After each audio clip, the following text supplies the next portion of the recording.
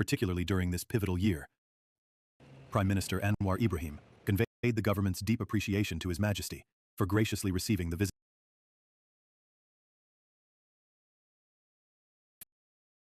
Official statement, the Prime Minister acknowledged the monarch's vital role in advancing Malaysia's diplomatic credibility, especially as the nation leads efforts to foster inclusive growth and sustainable cooperation across regions. The event brought together prominent leaders, including Thailand's Prime Minister Paetongtarn Shinawatra, Singapore's Prime Minister Lawrence Wong, the President of the Philippines Ferdinand Marcos Jr., Indonesia's President Prabowo Subianto, Cambodian Prime Minister Hun Manet, Lao Prime Minister Sonexay Sihandon, and Vietnamese Prime Minister Pham Minh Chinh. From Premier Lee Chang, highlighting the growing engagement between ASEAN and East Asian partners. Gulf representation was equally significant. Bahrain's Crown Prince and Prime Minister, His Royal Highness Salman bin Hamad Al Khalifa, led the GCC delegation. He was joined by Kuwait's Crown Prince Sheikh Sabah Khaled Al Hamad Al Sabah, Omani Deputy Prime Minister Saeed Asad bin Tariq Al Saeed, Saudi Arabia's Foreign Minister Prince Faisal Farhan Al Saud, and Sheikh Saud bin Sakr Al Qasimi, ruler of Ras Al Khaimah and Supreme Council member of the United Arab Emirates. The royal luncheon was more than a ceremonial highlight. It was a diplomatic milestone that echoed Malaysia's aspiration to bridge ASEAN with the wider global community. It reinforced values of harmony, mutual respect, and collaborative progress, in line with the Malaysia Madani principles. The 46th ASEAN Summit, which commenced at the Kuala Lumpur Convention Center, continues with key high-level meetings, including the second ASEAN GCC Summit and the first-ever ASEAN GCC China Summit. These summits are expected to deepen economic and strategic ties between Southeast Asia, the Gulf region, and East Asia, focusing on trade, energy security, digital cooperation, and sustainability. Leaders are also addressing emerging geopolitical challenges while reaffirming their commitment to peace and regional stability. This year's chairmanship theme, ASEAN 2025, Inclusivity and Sustainability, defines the summit's agenda. Malaysia's leadership is seen as both timely and influential, marking the fifth occasion the country has helmed ASEAN since 1977, with previous chairmanships in 1997, 2005, and 2015. The royal luncheon at Istana Negara will be remembered as a key moment, not only of diplomacy and tradition, but as a symbol of Malaysia's growing stature as a bridge builder between regions, cultures, and economies. As the ASEAN GCC and ASEAN GCC China dialogues progress, Malaysia stands poised to facilitate deeper understanding, pragmatic partnerships, and lasting goodwill among its international partners.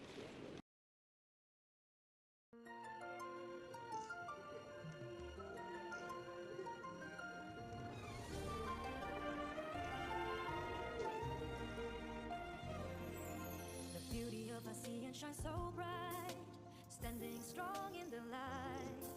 From dawnlit shores to twilight skies, together spirits high. Rhythms echo, voices sing, a symphony of hearts within. Kindness flows in every kind, hand in hand we bond together. Oh, ASEAN, united we stand, a land of dreams, where cultures span. From rolling seas to mountains high, together become one and hearts align. United, together we rise, reaching for the skies. ASEAN, our land, our home. Flavors rich, traditions told, in every dish a past unfolds. Gather close, our ties we weave, a feast of love and harmony. Rhythms echo, voices sing, a symphony of hearts within. Kindness flows in every kind, hand in hand we bond together. Oh, ASEAN, united we stand, a land of dreams, where cultures span. From rolling seas to mountains high, together become one and hearts align. United together we rise, reaching for the skies. ASEAN, a land of hope. Flavors rich, traditions told, in every dish a past unfolds. Gather close, our ties we weave, a feast of love and harmony. Together we're one,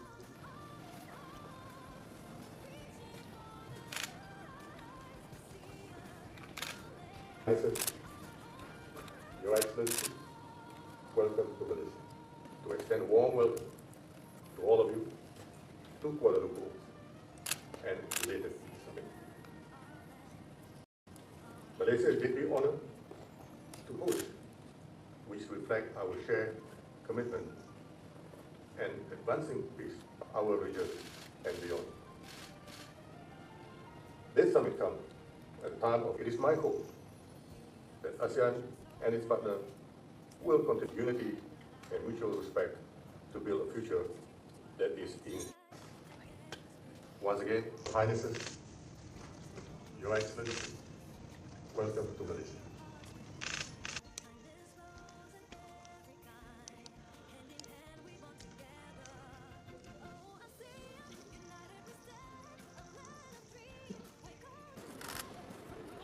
Okay, yeah. A bit more.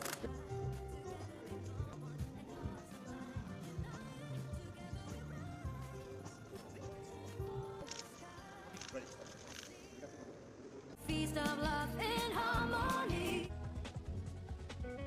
Inclusive in its development and sustainable in its practices. Assalamualaikum warahmatullahi wabarakatuh. Thank you very much for your patience. We just finished the IMTGT meeting, and I must express my gratitude for the entire team. Of course, the presence of ASEAN leaders, GCC, and China. But I must take this opportunity to thank the Minister and the Foreign Ministry, the Minister and MITI, and Economy, Finance, the police, and all related agencies under Home Affairs Ministry for the excellent preparations and work.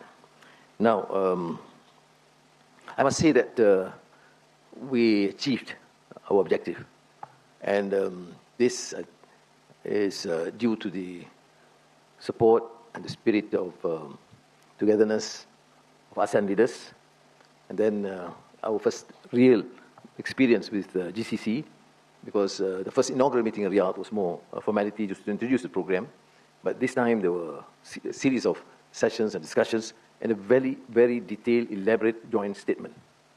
And then China, with the presence of Premier Li Qiang, we went through some specific areas of collaboration. We will circulate the full statement. I do wish to read them, but I think even the more contentious issues like Myanmar, there was some basic understanding on tariff, on joint project collaboration, all has been agreed upon. Saya ingin menyatakan penghargaan setingginya kepada rakan-rakan pimpinan ASEAN yang menunjukkan semangat setia kawan luar biasa yang memungkinkan kita mencapai kesepakatan dalam banyak hal.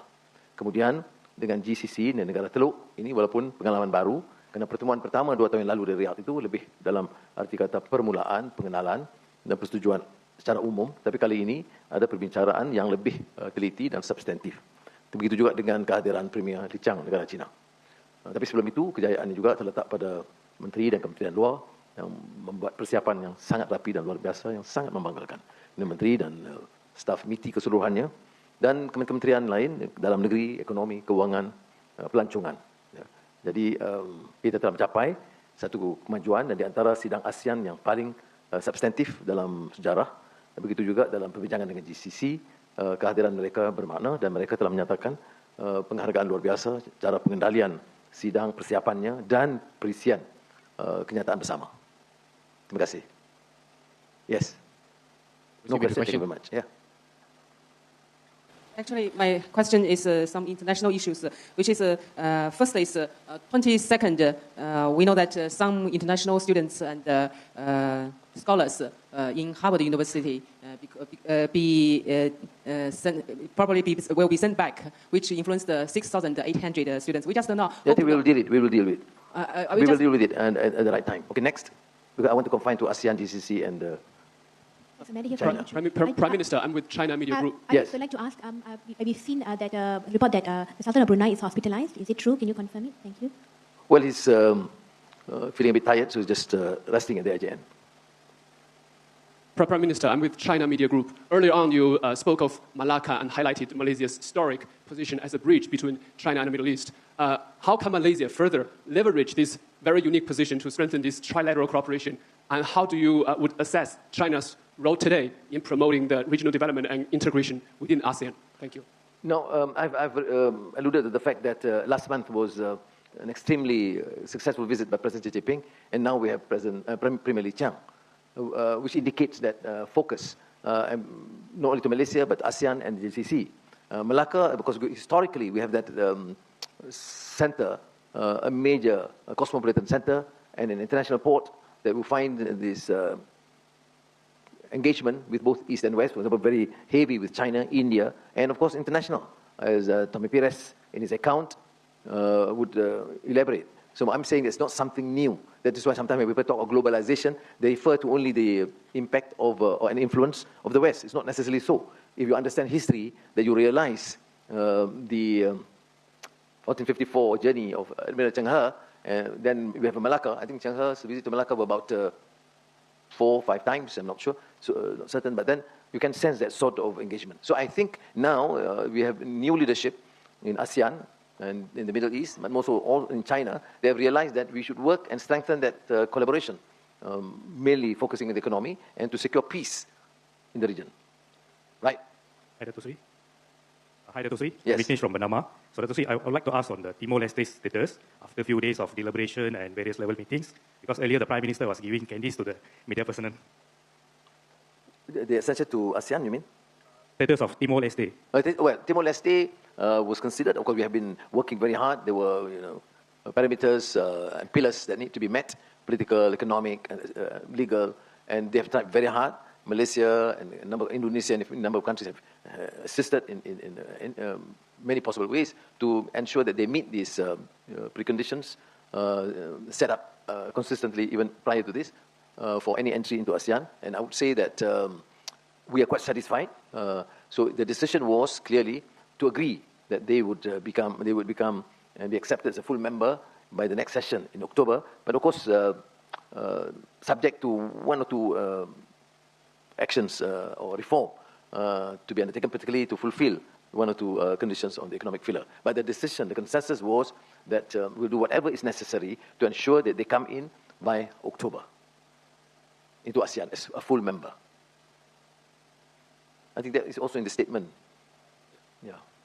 All right? Dato' Sri, from the Associated Press. Just 2 short questions. Number 1, is ASEAN planning to launch FTA talks with GCC? And number 2, planning to launch what? FTA talks. And number 2, there are some views that ASEAN... The first question, the answer is yes. Yeah. Second? That ASEAN seems to be tilting towards China with more partnerships and alliances. What's your view on this? There's been this perception all along. That's why I made it clear in my original statement to the ASEAN leaders that on the after the recommendations by the foreign ministers in their first meeting in January in Langkawi is to continue to engage both with the United States and China, at the same time with other countries. But so following that, I wrote to President Donald J. Trump to say that the foreign ministers, on the recommendation of foreign ministers, we agree to proceed with United States ASEAN summit. That was written. Then we have this ASEAN GCC China summit. So I don't think it's tilting in any way. I mean, if it's tomorrow, I receive a letter from President Trump to say, yes, we'll have a summit in June, or not June, too fast, but then the next few months, I mean, we don't have a problem. What is ASEAN's position? It's centrality.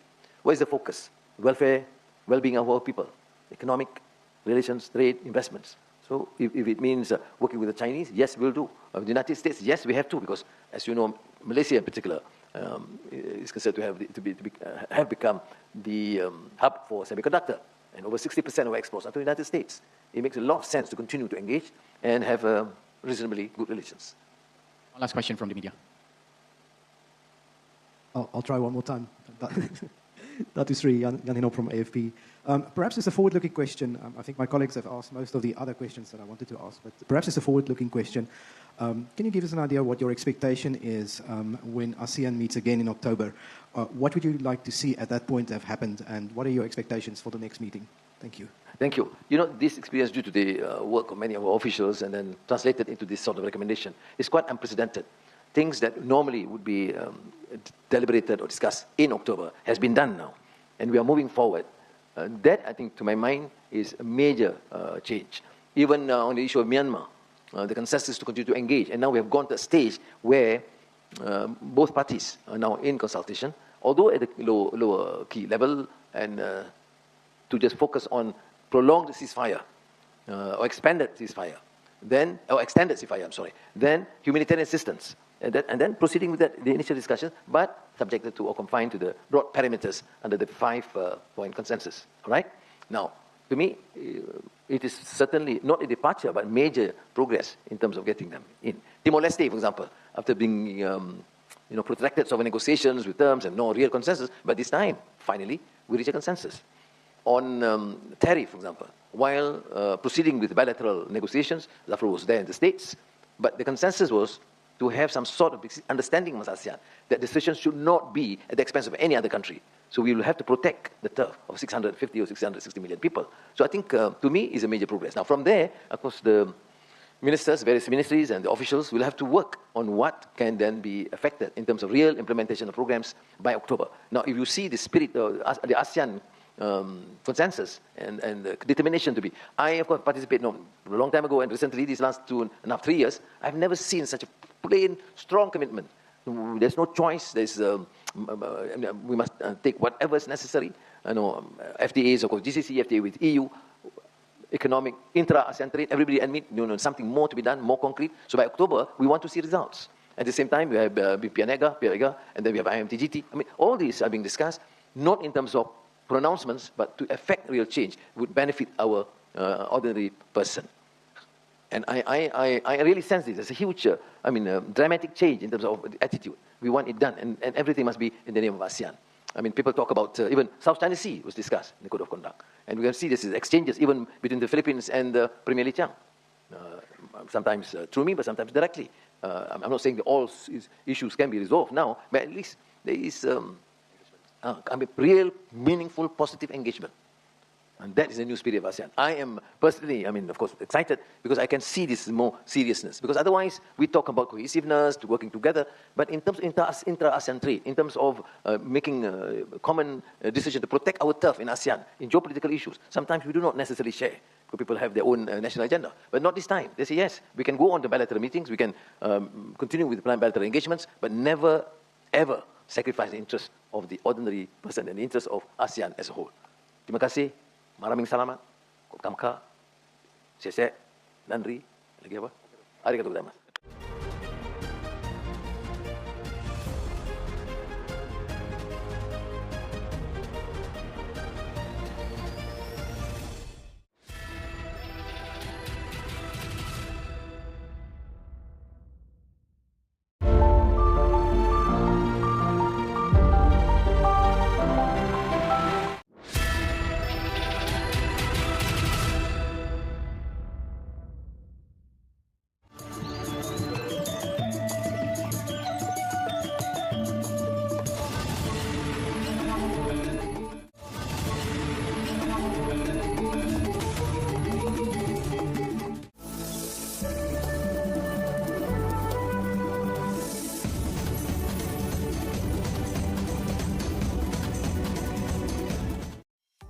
On the 26th of May 2025, at the Kuala Lumpur Convention Center, a landmark moment unfolded. The leaders of ASEAN came together for the 46th ASEAN Summit, and most notably, to sign the KL Declaration 2025, a bold, forward-looking commitment titled ASEAN 2045, Our Shared Future.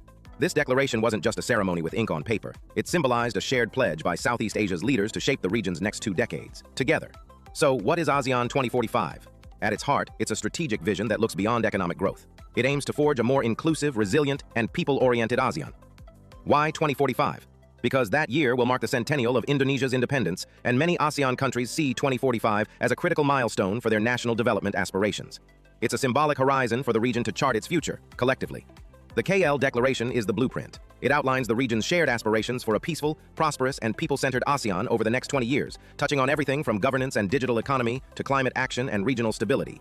But what makes this vision truly significant is that it's not abstract. It's backed by a structured plan, one that reflects ASEAN's commitment to remain united amid global uncertainty, great power rivalry, and domestic challenges. Stay with us as we explore what this vision means for the region and how the KL Declaration sets the tone for ASEAN's next phase of evolution. Today, we're diving into something historic, not just for Malaysia, but for the entire Southeast Asian region. It's called ASEAN 2045, Our Shared Future, officially launched through the Kuala Lumpur Declaration, signed by ASEAN leaders on 26 May 2025 at the 46th ASEAN Summit in Kuala Lumpur. So what is it all about? Why does it matter? And how does it shape the future for over 600 million people across ASEAN? Let's find out. First up, let's break it down. ASEAN 2045, Our Shared Future, is a long-term vision document. Think of it like a roadmap that outlines where the ASEAN region wants to go between now and the year 2045. It replaces the previous plan, which was called ASEAN 2025, Forging Ahead Together. Now, with 2045 in mind, the goal is to build a future that's peaceful, innovative, green, and most importantly, people-centered. The plan draws from earlier milestones too, like the Kuala Lumpur Declaration back in 2015, the Hanoi Vision, and various connectivity master plans. So it's not just a new start, it's a continuation, with a bigger, bolder vision. But why does ASEAN 2045 really matter? Here's the thing, ASEAN is facing big changes. From the rise of artificial intelligence to climate change to global power shifts, everything's moving fast. This document is ASEAN's way of saying, we're not just reacting to change, we're preparing for it together. It reinforces the importance of unity, regional peace, and economic resilience. And it also highlights ASEAN's identity as a central force in the Indo-Pacific, which is becoming a major hub of global power and trade. So this isn't just a feel-good declaration. It's a serious commitment to act. The backbone of ASEAN 2045 lies in 4 strategic plans. These cover the core pillars of ASEAN. First, there's the Political and Security Community Plan. This aims to make ASEAN a safe, rules-based region where diplomacy, not conflict, leads the way. Second, the Economic Community Plan 2026-2030. This covers trade, digital transformation, innovation, and sustainability. It's about deeper integration, but in a way that works for all member states, big or small. Third, the Socio-Cultural Community Plan. This focuses on human capital, education, healthcare, social protection, and building an inclusive, equal society. There's a big emphasis on green and blue economies too. And fourth, a full plan on connectivity. Infrastructure, digital inclusion, people-to-people exchanges. Everything that helps ASEAN citizens feel more connected across borders. These pillars aren't in silos. They're meant to work together. But even the best plans need strong institutions to carry them out, right? That's why the declaration also includes a commitment to strengthen the ASEAN Secretariat and give more authority and resources to the Secretary General. It pushes for stronger coordination across all ASEAN bodies so that political, economic, and cultural decisions are made in sync. There's also a new push to improve how ASEAN communicates with its people. Public engagement and youth involvement are now officially on the agenda. The vision says it clearly, ASEAN has to be responsive, proactive, and visible, not just to leaders and diplomats, but to everyday people. So how exactly will this big vision come to life? For one, ASEAN 2045 is now the official community vision moving forward. It replaces ASEAN 2025 completely. The leaders also adopted 4 strategic plans to guide the first phase, from 2026 to 2030. These plans come with yearly progress monitoring and a big review halfway through in 2030. Implementation is meant to be multi-stakeholder. That means governments, yes, but also businesses, universities, media, and civil society. A new version of the Initiative for ASEAN Integration, or IAI, Work Plan 5 will help narrow development gaps between member countries. And the best part? If needed, the plans can be adapted. They're ambitious, but they're also flexible because ASEAN knows the world can change fast. A major theme that runs through the entire document is this: people first. ASEAN 2045 wants to build a region where citizens feel they belong, where no one is left behind. That's why the vision supports building an ASEAN identity. It focuses on inclusiveness, especially for youth, women, rural communities, and the less developed areas of the region. The KL Declaration also recognizes that for ASEAN to thrive, it has to stay united and stay central to global conversations, not as a passive bloc, but as an epicenter of growth, innovation, and peace in the Indo-Pacific. So in the end, what is ASEAN 2045, our shared future, really about? It's about preparing Southeast Asia for a world we can't fully predict by investing in institutions, people, sustainability, and regional trust. Signed in Kuala Lumpur at the 46th ASEAN Summit in May 2025, this declaration sends a powerful message that ASEAN is not just a meeting of nations, but a community with a vision and a plan to make it real. Assalamualaikum warahmatullahi wabarakatuh. Salam sejahtera. Your Majesty, ASEAN heads of states and governments, Excellencies, ladies and gentlemen. Today, ASEAN marks a defining chapter in its journey of regional integration with the adoption of ASEAN 2045, our shared future. In 1967, our founding members pledged to bind themselves together in friendship and cooperation, and through joint effort and sacrifices, secure for their peoples and for posterity the blessings of peace, freedom, and prosperity. Today, we renew that solemn promise, not as a tribute to the past, but as a living covenant with the future. It is often said that the best way to predict the future is to create it. That is why ASEAN has sought to do, through decades of steady effort, shared stewardship, and strategic vision. I record my deep appreciation to all who contributed to this vision, shaped by persistence, pragmatism, and the quiet power of regional trust. Your Majesty, Excellencies, ladies and gentlemen, a decade ago, on this very day, and in this very city, we launched the ASEAN Community Vision 2025. That moment reaffirmed ASEAN's role as an anchor of stability and a rising center of economic gravity. But today, the international order is unsettled. Geopolitical tensions, economic fragmentation, climate and technological disruption are testing the bonds between nations. Yet these same technologies carry risks. Left unmanaged, they may deepen inequality, displace livelihoods, and outspace our rules. We must not only embrace innovation, We must learn to govern it together and with care. The future we seek must rest on foundations of sustainability and inclusion. ASEAN's integration must be genuinely people-centered. That means closing development gaps, raising the standards of living, and investing in the human spirit and potential of all our citizens. This shared blueprint gives shape to that belief. It is a vision anchored in realism, animated by resolve, and made possible by trust. And as we turn this page, we renew our promise to our peoples, to our region, and to the generations yet to rise. Let us move forward with clarity in our vision, steadiness in our purpose, and unity in our will to build the ASEAN we owe to future generations. Thank you. Terima kasih. Maraming salamat po. Kuala Lumpur Declaration on ASEAN 2045. Our shared future. We, the Association of Southeast Asian Nations, ASEAN, namely Brunei Darussalam, the Kingdom of Cambodia, the Republic of Indonesia, the Lao People's Democratic Republic, Malaysia, the Republic of the Union of Myanmar, the Republic of the Philippines, the Republic of Singapore, the Kingdom of Thailand, and the Socialist Republic of Vietnam, gathered in Kuala Lumpur, Malaysia, on the occasion of the 46th ASEAN Summit on 26 May 2025. Recalling the Kuala Lumpur Declaration on ASEAN 2025, Forging Ahead Together, Kuala Lumpur 2015. The Hanoi Declaration on the ASEAN Community's Post-2025 Vision, Hanoi 2020. The ASEAN Leader Statement on ASEAN Connectivity Post-2025 Agenda, Phnom Penh 2022. The ASEAN Leader Statement on the Development of the ASEAN Community's Post-2025 Vision, Labuan Bajo 2023. And the ASEAN Leaders Declaration on the Development of the Strategic Plans to Implement the ASEAN Community Vision 2045, Vientiane 2024. Reaffirming our commitment to the shared principles, purposes, values, and norms enshrined in the ASEAN Charter, the United Nations Charter, other ASEAN instruments, and international law. Underscoring the importance of enhancing ASEAN's resilience and promoting collective, efficient, effective, and innovative responses to regional and global challenges and future shocks.